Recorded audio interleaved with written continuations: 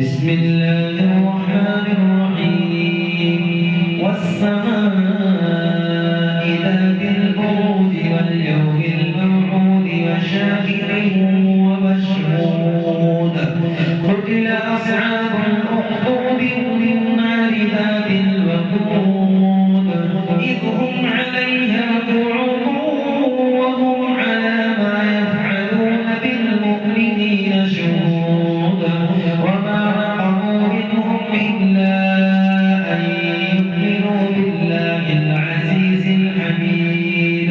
الذي له ملك السماوات والأرض والله على كل شيء شهيد إن الذين فتنوا المؤمنين والمؤمنات ثم لم يتوبوا فلهم عذاب جهنم ولهم عذاب